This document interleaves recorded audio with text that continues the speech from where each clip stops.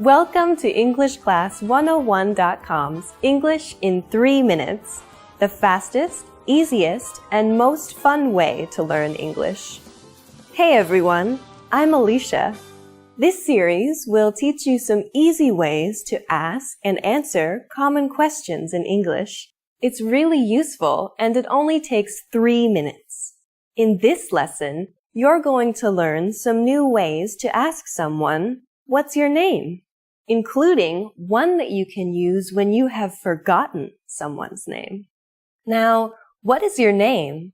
was probably one of the first questions you learned when you started studying English. I have to tell you, though, that most native speakers of English would never say this.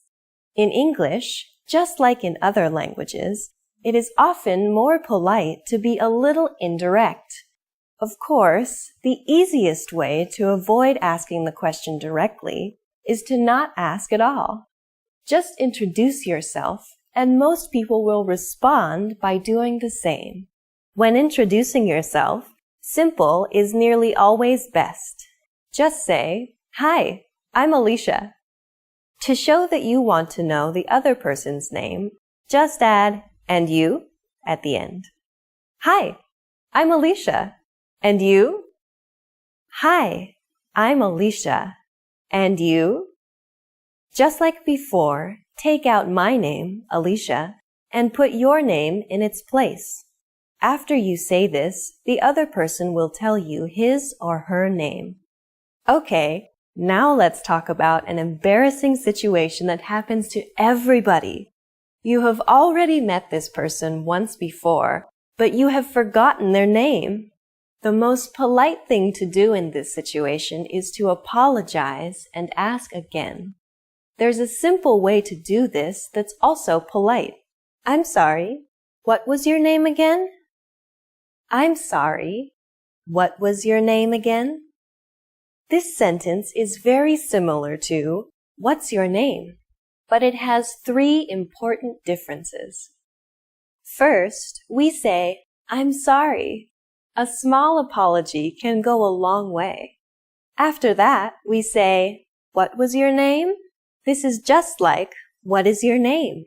But instead of is, we use the past tense was. This is really important as it tells the other person that you remember meeting them. You haven't forgotten him or her. You have just forgotten the name.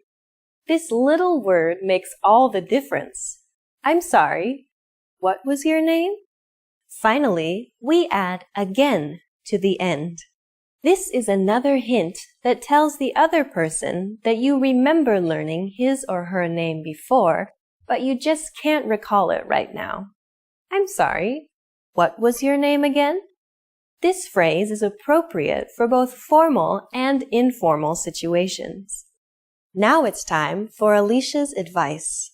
In the United States, it's normal to address people by name in conversation more than once.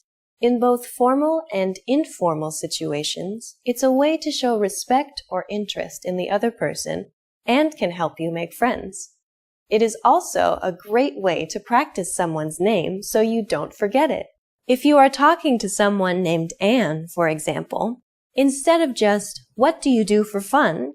you could say, "Anne, what do you do for fun?" You can also put the name at the end of the sentence. "What do you do for fun, Anne?" You don't want to say the person's name too often or it will sound a little strange. But if you practice someone's name like this, you won't forget it. And people love to hear their own name. In this lesson, we learned what to say when we forget someone's name. In the next lesson, you'll learn what to say when you want to get in touch with someone, whether by telephone, email, or even newer ways to communicate. What's your favorite? Let us know in the comments and join us next time for the 6th English in 3 minutes lesson. See you next time.